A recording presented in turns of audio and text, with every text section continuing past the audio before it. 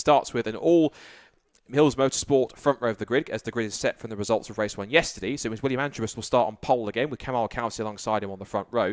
I think actually might be second fastest times, actually, because a couple of drivers a bit higher up. Got the thumbs up, thank you. So Sam Middleton will start from third alongside Thomas Langford. Now, he had an engine problem yesterday, or did something that blew on the car, which forced him out of the race while he was leading. So he gets a chance to redeem himself from fourth on the grid. Ollie Hall and Dan Parris-Smith also came to blows yesterday as well at Wilson Hairpin, if I remember correctly. So these two guys will have a chance to redeem themselves from the third row, Hall and Parris-Smith. Then it's going to be Alistair Dendy, last year's Masters champion, and Scott Wright, a former club class champion himself as well. Steve Kites, who was yesterday's Masters winner, a club class winner, and Lee Dendy Sadler, former BMW Fiesta racer, will start from P10. Then Chris Ginn and Martin Tolley. Hopefully Tolley's car is now fully repaired. I think it is, because I can see what was Chris's old car from last year is back on the grid. It has Martin Tolley at the wheel. Then it's Jim Barrett and Richard Moore in the very attractive yellow and blue machine, starting in P14, followed by Alex Jones and Graham Rumsey, and then John Christie Rundle. And at the back of the grid is Jihuai Wang in the Porsche had entered Mark IV ND generation Mazda MX-5. Of course, not the same generation as the Mark IIIs that we have here, but I imagine it's a little possible glimpse into the future of what we might be seeing going forwards when it comes to Mazda MX-5s and SuperCup, because the Mark IV certainly might be another generation that will come forwards eventually and start to mix it a bit more with the Mark IIIs. In fact, you can see it just here if we do have a little focus on it. There it is. There is the Mark IV car being run by Porsche Autosport.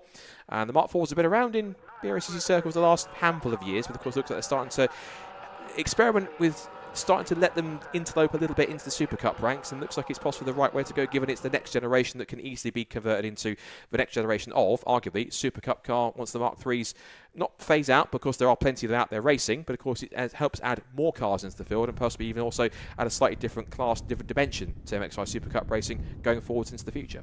Indeed, more Mazdas. No one's going to complain, are they? Nope, so let's get them involved. Yeah, Gizet was having a good race yesterday, getting properly stuck in with the drivers around them. So good to see a new Mark model moving their way through and getting stuck in here with the rest of the slightly older versions, but all producing great racing. We've already enjoyed the Mark 1s out there earlier on today, and now it's the turn of their slightly younger brothers and sisters. So looking back at the 2025 championship, of course, things starting to settle in now in the 2026 championship, but interesting to see as well, both the pro and the club class were won by 30 points last year, so not the greatest of, not the biggest of points differences, but just interesting to see that both of them happened to be 30 difference between the top two when they both got around 1,970 points. So a huge amount of points to get over the season, only separated by 30, very close in the championships. Of course, it was Sam Middleton, your club champion last season. He starts this one third place on the grid. Your pro champion, Will Blackwell Chambers. Now, he's not joined us, at least here this weekend, at Snetterton, but it's Thomas Langford who was second in the Pro Championship last year.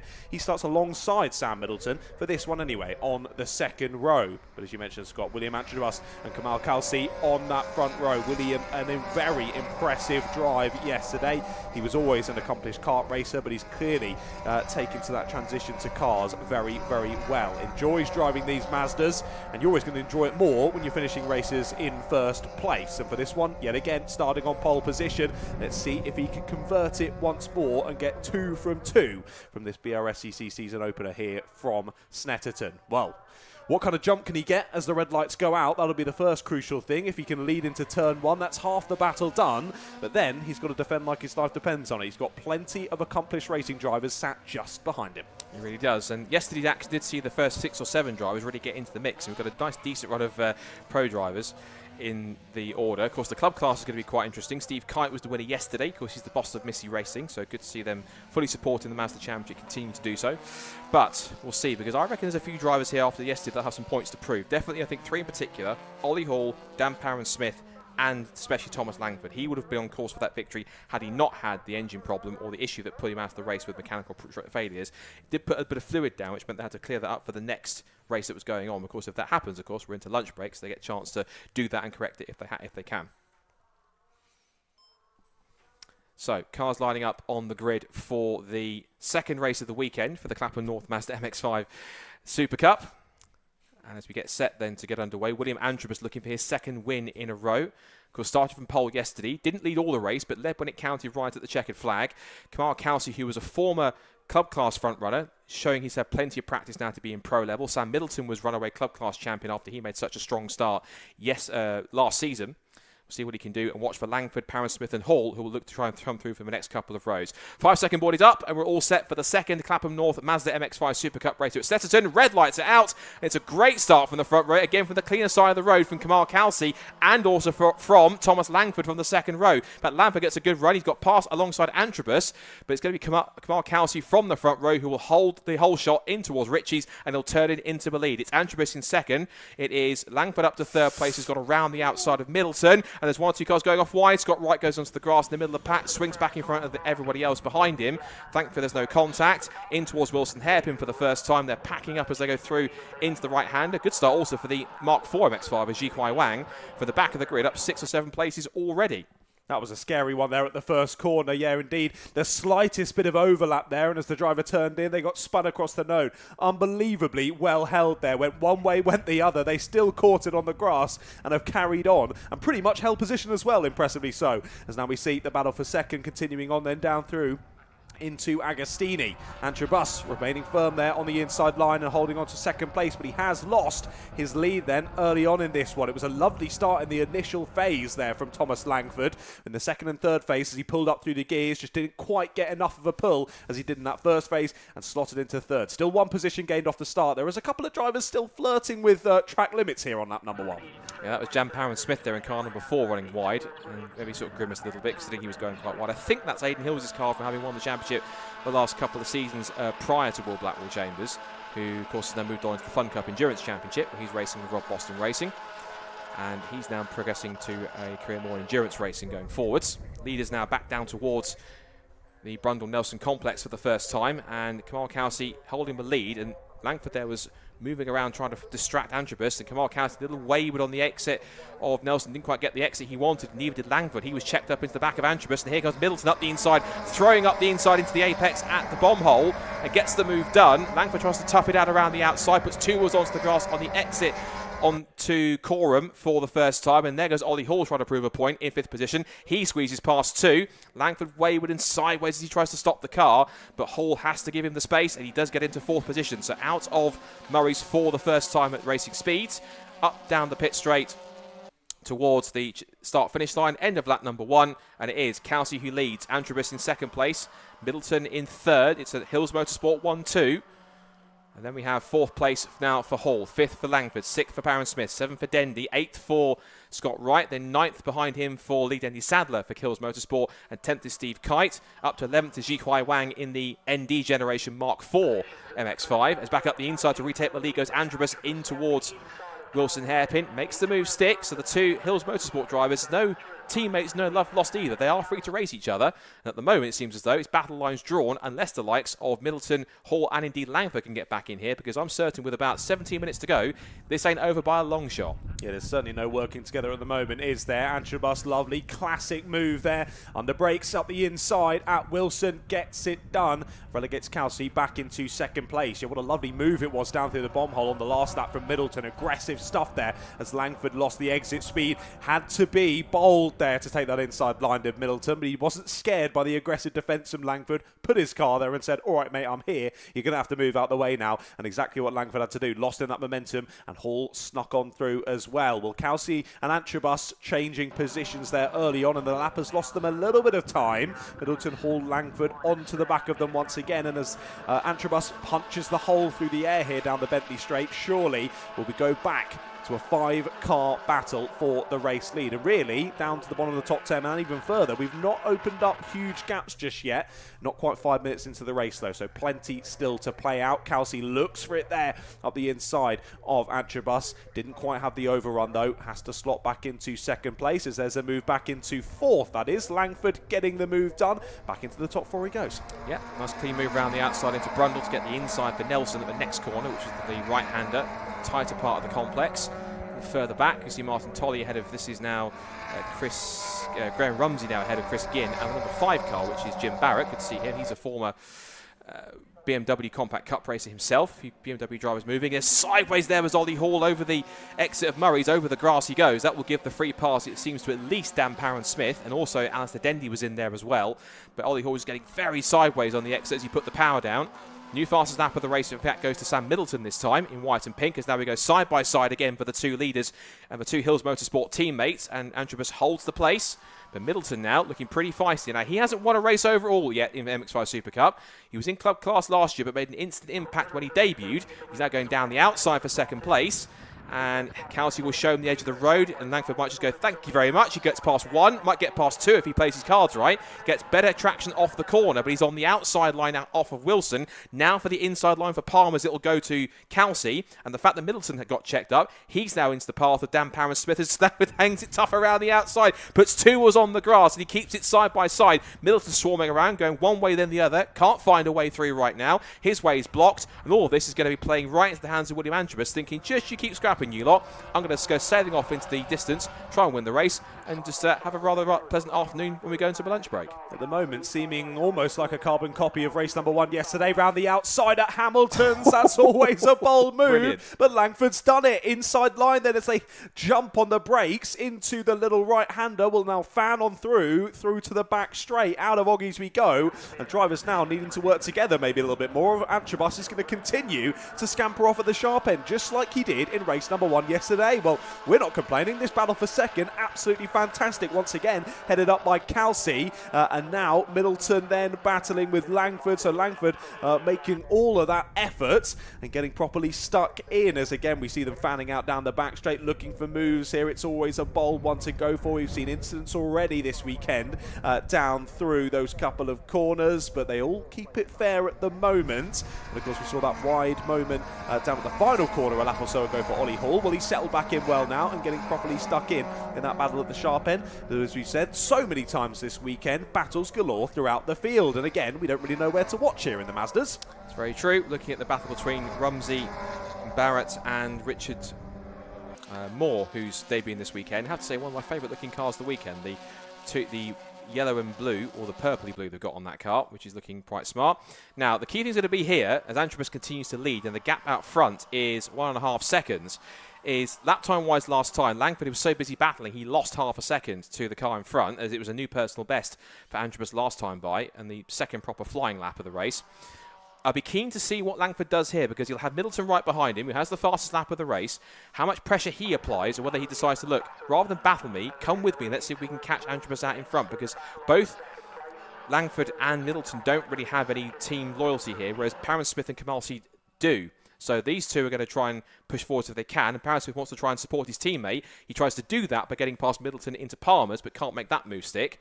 So now let's see if Langford can start to close that gap. Visibly, it looks like it's coming down steadily, and he's starting to not only that, but bring Middleton and Parham-Smith and Kelsey and Hall and co with him. So I wonder here if Antrobus in clear air is not going to get as much of a benefit, particularly if Langford gets close enough, he'll start to get a tow from the Antrobus, pull closer and bring that 1.5 second gap down, as he already looks like he's trying to do in this part of a lap. Yeah, we dragged so many drivers with them, haven't we? We're now basically 2nd to 11th in that squabble. Only about 4 seconds separating all of those drivers. It says a look up the inside there. That'll be Kelsey trying to make another move. Is it through the inside? But actually getting swamped then on corner exit. A little bit of a love tap from the driver behind there as they look to put the power down and fly on through Hamilton's, then back onto the Bentley straight once more. As we continue to squabble down through then. So Ollie Hall, Kelsey battling. We've got Dendy and Deadly Sadler involved in that squabble as well. And GJ Wang now at the back of this one. But yes, as you say, that effort from Langford has really paid off, hasn't it? Those few corners having to be a bit of aggressive to get his way back through to the sharp end. Well, he's now leading the charge. And as we say, it was 1.5 seconds at the start of this lap. It definitely isn't 1.5 seconds now. We'll let you know exactly what the gap is as they come under the gantry to end lap number 4. But it's certainly going to be close now between Antrobus and Langford. Now, it'll be interesting to see whether Langford decides to push Antrobus here and say, come on, we're already making a good breakaway, let's continue this, or whether Langford goes for it, first time of asking. Well, Langford, of course, a former Mazda MX-5 Mark 1 champion. He'll certainly want to go for it as much as he can. Of course, he did take a win in MX-5 Super Cup in his first season, and that's a difficult thing to do enough in itself. Antrobus has already checked that off in race number 1 from yesterday. And in terms of pace, you're absolutely right. Langford is not hanging around. 2:15.984. He is closing in. He's closed the gap down by a second in one lap, which is exceptional to see. That's the reason why he's a Mark 1 champion, and he really has been getting to these Mark 3s pretty much straight away since he joined the championship last year. He was on the pace, challenging Will Blackwell Chambers at the opening round last year at Silverstone. They pile in through the hairpin. That's 11 of Lee Dendy Sadler, battling with Scott Wright. So good to see him back in the championship. If I'm right, he used to run with Paddock Motorsport previously, which is the Martin Plowman's team. This time he's now running with Paul Sheard Autosport, so Sheard also experienced team as running out wide there with Lee Dendy Sadler. He's not done much rear-wheel drive. He has done BMW Compact Cup, but he was more a Fiesta racer in previous seasons in years gone by, but he's been more into BMWs and other similar championships up to now.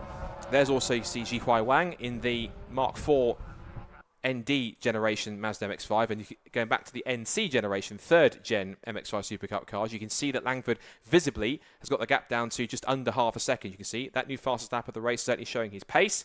You see there also just in front of Jihuai Wang is Steve Kite, the Misty Racing team boss, winner of the club class yesterday. In fact, in the club class, it is Kite who leads it from Barrett in second place and Richard Moore in third. In the pro class, it's simply the top three outright at the moment, which is Antrobus, Langford and Parron Smith in third place. Down the back straight, and Langford gets the toe. Not only that, has drafted past Antrobus on the outside line towards Brundle and sweeps across John before he even turns in. So that is now Thomas Langford to the front. Now the tentative question is, can he stay there without any mechanical dramas, and will Antrobus let him stay there in the first place? Yeah, let's wait and see then. And not often we see that the slipstream alone allows for the overtake, but Langford's got it done clearly. It was a nice exit off of Hamilton's in coupling with the slipstream. He's made the move before he even got to the braking zone. So Langford takes to the front then for the first time in this race, and for the first time in a while, Antrobus having to follow another Mazda MX-5. A little bit slidey there out the final corner for Parron Smith. That might give the opportunity for Middleton to get back into the podium places. Those two will run side by side though, giving up any sort of slipstream they would have had from each other, and maybe inviting the likes of Hall and Kelsey back into the battle as well. Well, for the moment, Langford and Antrobus stay as they were. We are indeed side by side for third, and Middleton has to slot back in behind. So no matter that wide moment, Parron Smith holds on to the top three places. Well, now Kelsey's trying to find a way through on Hall into the braking zone, and there is Antrobus back up the inside into the lead. So they're going to be losing a bit of time here in those two battling, but luckily for them, they're all giving it great guns there behind as well. So the battle for third probably actually losing more time than the battle for first at the moment. Yeah, I agree with that. It's the same phrase, isn't it? The harder they fight each other, the easier it is for the top two to enjoy their own battle without too many dramas, and they're doing so right now. So Antrobus versus Langford. I have to admit, I didn't know too much about Antrobus, but now I'm certainly learning more about him as I watch him drive, and the fact is, you know more about him than I do, given the fact he's come through from karting, just 17 years old, and driving MX-5 SuperCup like he's done it for a few seasons, whereas Langford, of course, is a seasoned MX-5 racer. 2024 MX-5 Mark I champion. Moved up into SuperCup last year, took a victory in his first season, as I mentioned, and certainly proved to be one of the favourites for the title this year. But I tell you what, this young 17-year-old is certainly giving him plenty of headaches, given that he's taken a race victory already and has about at least 100 points on him already. So there are drop scores that you have, so that will come back into play as the season goes on towards the end. But nonetheless, this is going to be quite a fascinating battle, and particularly if these four cars can get in the mix. We've got quite a decent little group of pro-class drivers here, 6 or 7 that are going to be in the mix as well. Antrobus thought about moving alongside Langford down the back straight, but there wasn't enough momentum to make that stick, so he slots back in behind as they turn in through Brundle and Nelson. Little clip of the curb, back on the power again. Little slide from Parron Smith, who's up to third. Good to see down now. He was a junior racer, raced in both Junior Saloons and Fiesta Juniors. Then he did a little bit of Mazda MX-5 SuperCup, but did some MX Trophy, and has now come back now as part of the Hills Motorsport squad. Of course, run by Aidan Hills, double Mazda MX-5 SuperCup Pro Class champion in 2023 and 2024. And came back for a part season, but he's also been a Miata Trophy champion on top of that as well. So he's been a bit of a Mazda master when it comes to Mark IIIs.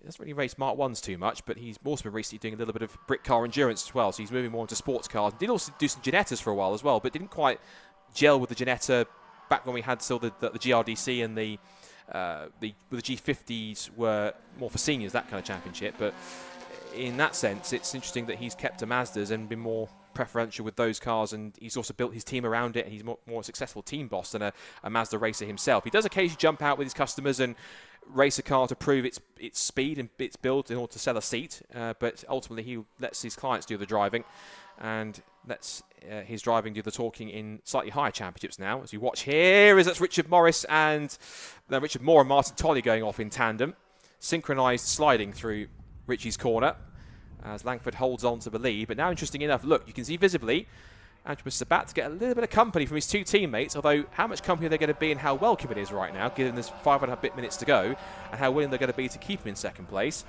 I'm not quite sure, John. No, indeed. Definitely plenty to watch. That was an absolutely classic incident there for Tolly. With one driver going off ahead of you, you suddenly think, oh no, I'm going to have the same fate here, as he would have been following him through there on the line. As he goes wide, he dropped one wheel, did well to hold it. They both continue on, which is good to see. Never an easy one to hold the slide off when you go off-piste down at Riches, but the drivers have done very well.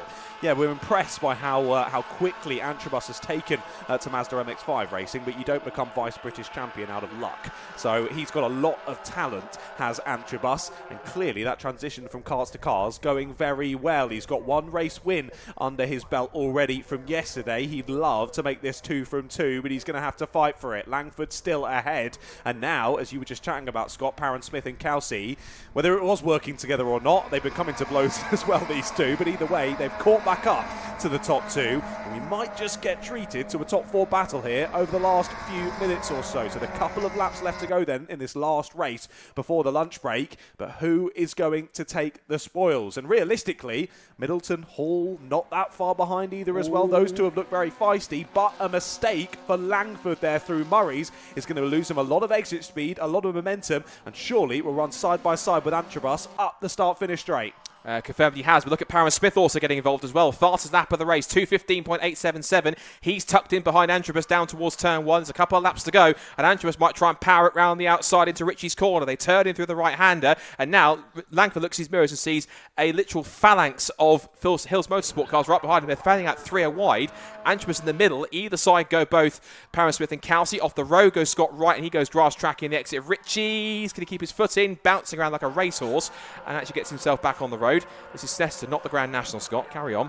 Down towards the left-hander. I should explain that was Scott Wright, not me. I was making the joke. Wasn't criticising myself. I'm not the one driving. Anyway, carrying on. Langford still leads. But don't look in your mirrors, Thomas. You've got 3 very feisty Hills Motorsport cars, and they're not teaming up, because look at this. Parron Smith to the inside line. He's not respecting his teammate. Into second place he goes. You might have won yesterday, Will. I fancy to go this time. Thank you very much. I'll take P2 if you don't mind. He's telling him, look, come with me. Don't battle me. Let's follow through and try and catch Thomas, because he knows it's going to be more important than fighting amongst each other. That's Hills Motorsport tactics working at play here. Kelsey will certainly help him get a double toe to give them a double push if he can. Locking up won't help, though, and that's going to give both Ollie Hall and Sam Middleton the chance to get through.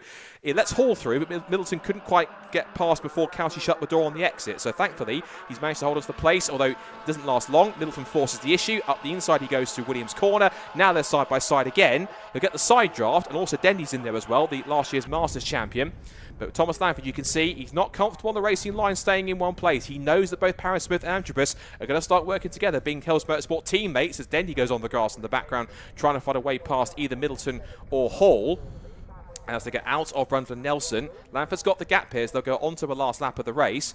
But at this moment in time, Langford has it, and it seems as though that whilst initially there was a scuffle between the 2 Hills Motorsport teammates, the 2 young guns, Antrobus and Parron Smith, they've called a temporary truce. But have they called the temporary truce too late, John? Might just be. Let's wait and see then. Really going to depend on the exit here from the final corner. How much can they close up? It might be a little bit of a slidey moment for Langford yet again. Of course, he had that rather wide moment on the previous lap. This time it's been a lot more careful. But let's see. Antrobus and Parron Smith working together then. They will continue on, I believe, onto the final lap of this race then. Langford leads us onto it with a couple of car lengths then ahead of Parron Smith, Antrobus and Hall. Hall had his own bit of a lock-up down through into Agostini on the previous lap, was able to not lose too much from it, and then actually had Kelsey lock up ahead of him down through into Oggies, which gave him the place. And he's had to work, though, over the last bit of that last lap to now catch the next pack. And a potential podium's on here for Ollie Hall if he can find a way through. Well, Langford looks to have shaken them off just enough here, at least through the first couple of corners. And as we side then through the left-hander of Palmer, yeah, he's just broken away enough here. As you say, Scott, maybe that truce came a little bit too late. Of course, now Antrobus has, as you say, Ollie Hall for company right behind him. So effectively, the 2 Hills Motorsport drivers are going to fight themselves as the other one goes sideways at the apex at Agostini. Just about holds it. Nice drifting action from Kamar Kelsey, but not quite the time to do it.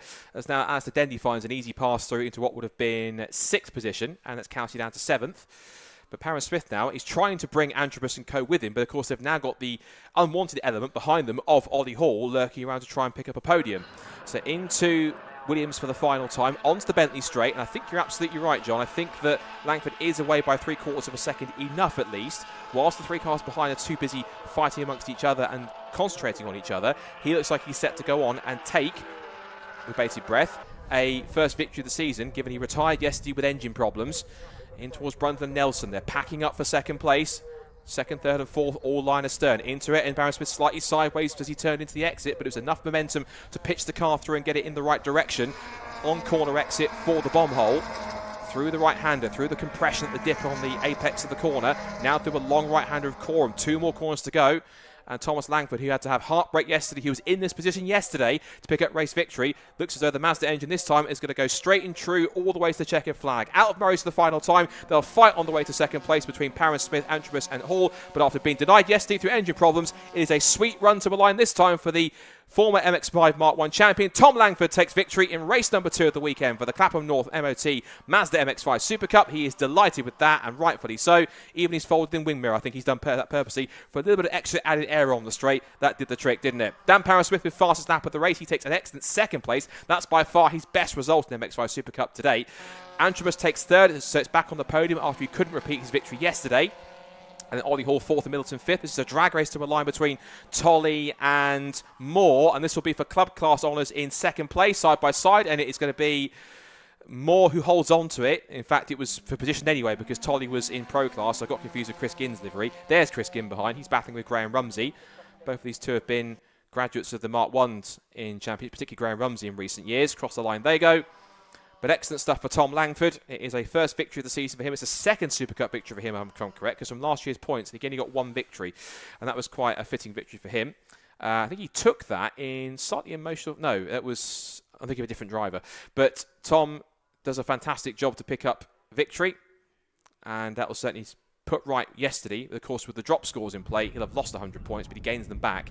It should still be Antrobus leading the championship, considering that he has 196 now, I think. And he got the fastest lap of the race yesterday, which would be another bonus point on top of that.